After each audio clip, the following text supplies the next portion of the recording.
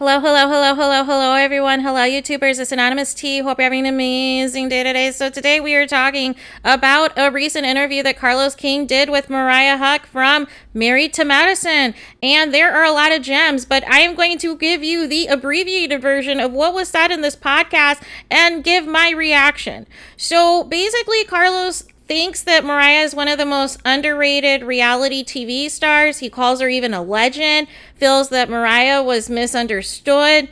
Mariah, her future plans is to hopefully getting back to creating more content, and she has some projects in the works. So we'll, see what takes place from there. She did take some time off because she wanted to, finalize some things as it stood with Married to Medicine, as well as her personal life, and, doing some self-help, some self-reflection, some self-care, and everything else. Was not really on social media that much.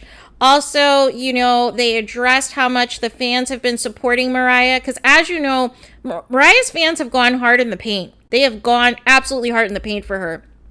And so Carlos King, he also, this was something I did not know, you guys. Apparently, Mariah was supposed to be on Real Housewives of Atlanta.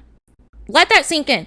She was supposed to be on Real Housewives of Atlanta, and I believe it would have been season 3 or season 4. So that would have been around the time, Cynthia, Portia, Phaedra, around that time. Could you imagine the Southern Belle, Phaedra against Mariah? We could be talking about a totally different show. But Mariah did not, she decided not to do Real Housewives of Atlanta because she was still in the creating process of Married to Medicine. She really believed in the show. She believed it could be very successful. And so she knew that, once you get, even if it's a season, once you get that exposure on Real Housewives of Atlanta, then everybody knows you, right? Everybody knows you from being on that show. But she felt with the content that she could provide from Married to Medicine that, since she created it, since she owned it, that process was going to also be rewarding. And so basically she, attributes that to basically delaying ultimate success and rewards for the sake of believing in this particular show, you guys. And so essentially, at first, Bravo wanted nothing to do with Married to Medicine because they didn't want another black show to outshine Real Housewives of Atlanta. Make that make sense, you guys. In 2022, meanwhile, all the other black shows are outshining Real Housewives of Atlanta, including Real Housewives of Potomac, you guys. So there's that. But nonetheless, they didn't want another black show competing with Real Housewives of Atlanta, which at the time was the #1 show on the network. And so basically, Mariah, she kept pitching the show for several years, kept developing it, kept adding components to it, and then she started to receive offers. So it sounds like she might have got better offers than Bravo, but it sounds like Bravo was the one she chose because she knew that it would have the largest impact in terms of social media, visibility, and everything else. And so she was upset because Mariah initially wasn't given credit as the creator or producer of the show because of the equity that she had put into creating and developing. And so she, wanted to combat the haters and combat the rumors that she didn't sign the right contract because here's the thing, big companies like this, they have a way of taking advantage of you and making it as though, your ideas were completely theirs, right? And don't give you the credit. And so initially she wasn't even going to film for the show. And so one of the most rumors that, really bothered her was that she was jealous of Quad. And, Mariah basically is like, hey, I created this show. I want all of you guys to win. I recommended for all of you guys to audition for the show. What do you mean jealous? Like, she's trying to help all of you get a bag and get a check. Like, make it make sense. And so she felt as though, like Real Housewives, this is an ensemble cast. However, every season there is a particular person or persons that they want to focus on for the season that might be the dominant storyline, right? However, it's still an ensemble cast. It's still everybody has things going on. And so, she felt, quote unquote, the star would be different every season, essentially. And so, she kind of alluded to saying that production basically pushed for, this conflict, this hater, mentality, and that there could only be one person that's at the top, one black woman that's allowed to be successful, that type of whole, nature. So it sounds like production really got in the cast's head that, like, hey, we need to get out Mariah. And they just went with it. And so Mariah felt she never treated the cast as her employees.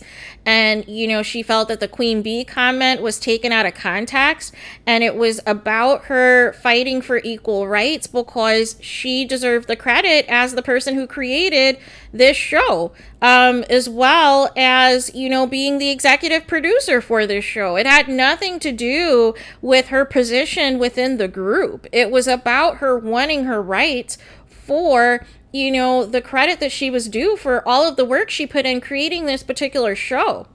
And so she said that, she didn't think that she would have gotten more seasons of the show had she not pushed to really send the message and ride home, what they wanted this show to be. And so then she started to receive credit finally after doing all of this pushing, season 2 to co-executive producer credit, and then by season 4, created by credit.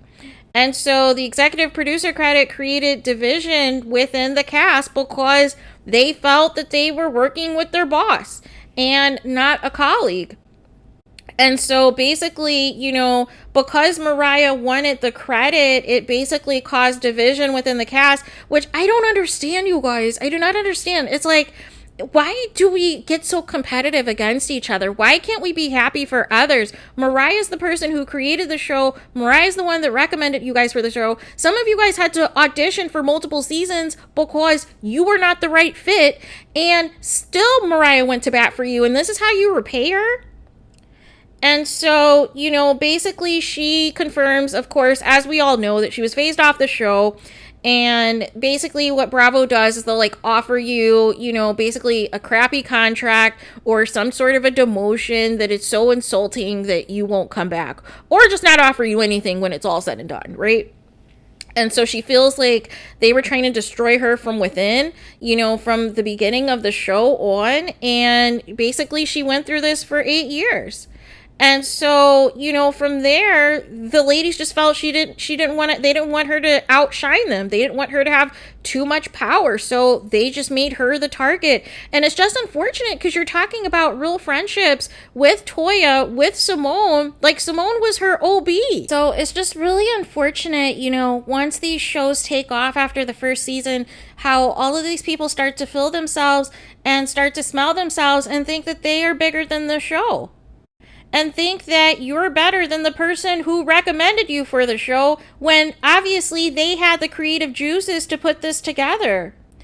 And so essentially once the show started to become, started to franchise, because as you guys know, we had the one season of Married to Medicine Houston, which I actually thought was amazing, but they canceled it because it didn't have enough drama and enough negativity.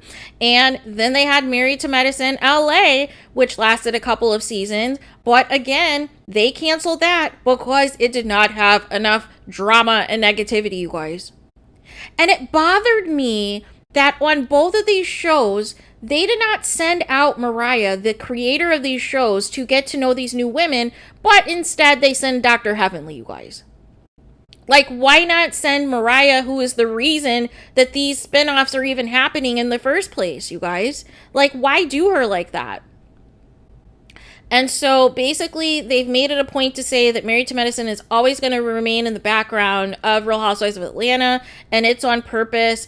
And even though, but the show has shown that when everybody gets their act together, when people are, trying to jockey for the top spot, that it's actually a good show. And there's actually real and raw moments. Like, I still feel to this day one of the best moments that was really real was the breakdown of Cecil and Simone's marriage and the live on counseling session that, you know, the cast was doing to save their marriage at that reunion. Like, that was real. That was some of the realest thing I've ever seen on reality TV, because Simone was done. Simone was done, filed the papers, and was ready to move forward. And it was it. It was it. And so that really transformed, you know, that was a very crucial moment of the show. And I just hate how much the show has been sabotaged. As you guys know, like, normally it would be on Sunday nights, but then they started doing weird stuff like a little while ago where they would put it on random nights. They would put it on like Friday night, like random nights where like nobody would be watching Bravo and would be watching other networks on popular nights or whatever. And it was just very obvious they were trying to lose ratings on purpose and still try to make sure that Atlanta was the top dog. And it was just so disgusting. And it's so funny that they did that to Married to Medicine, but they are going all out in the promo for Real Housewives of Potomac. You will never see them treat Potomac like the stepchild of Real Housewives of Atlanta, but they intentionally did that to Married to Medicine because they did not want that to outshine Atlanta, which is disgusting. Absolutely disgusting. And so from there, you know, Carlos King had mentioned that he had said to Heavenly that the show needed to maintain the ensemble when Mariah was in the middle of those disputes, and felt that the show is not the same without her, and that Mariah being removed was not good for the show. And Carlos said basically that season 6 was the best, and that Mariah says 6 was too dark. She did not want the marriages to be reflected in that matter all at once. And, you know, she said she initially missed Quad when they had fell out, and she felt that TV basically changed her. And so she wanted it to be a duo and wanted to watch each other's back and have each other's back. And she was upset that a lot of the cast was not supportive.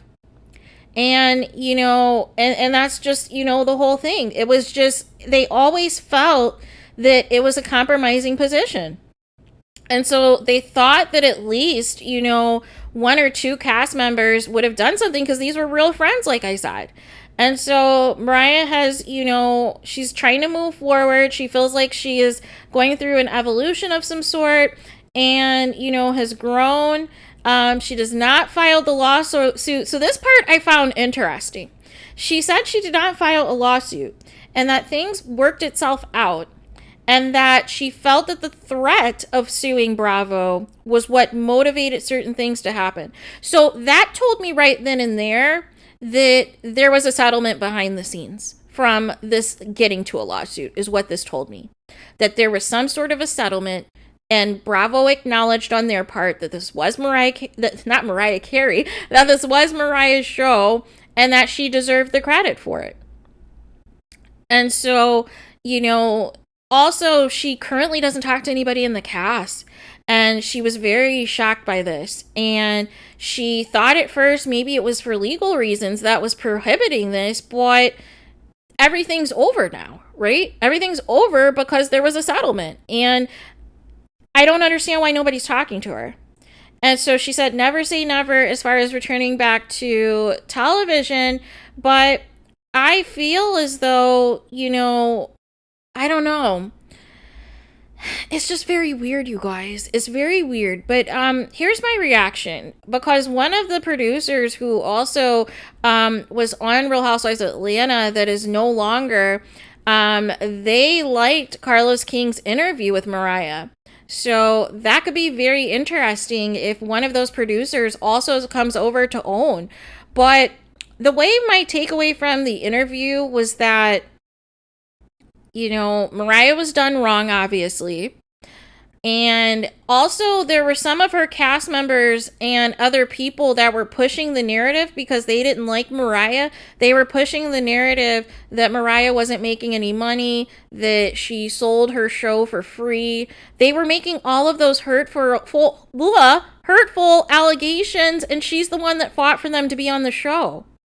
And it's like, unless you know, since you're not cool with Mariah, how would you know what she negotiated and what she didn't? And since nobody in the cast talks to her, how do you know what her deal is? How do you know how much she's making or what she's getting paid if none of you speak to her?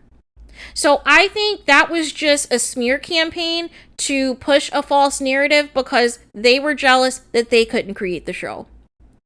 Because I guarantee you that if it was them that created the show, they would be going on in every single interview that would be out there and would say, hey, this is my show, I created it. They would be the actual ones being the diva.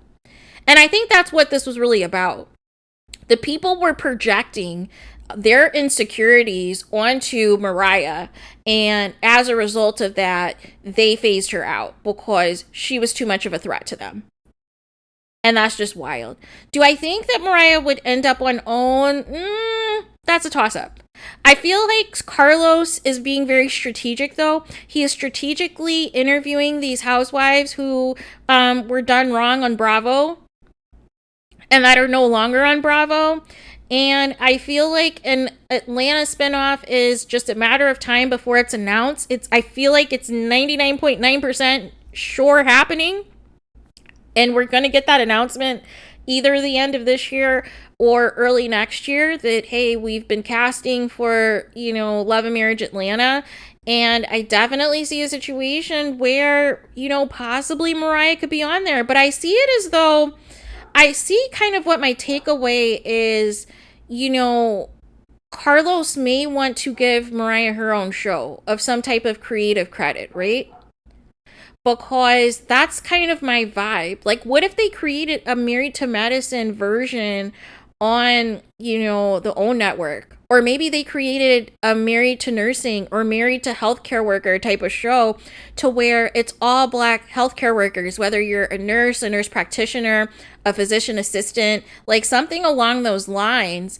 And it's still kind of similar to Married to Medicine, but different, right?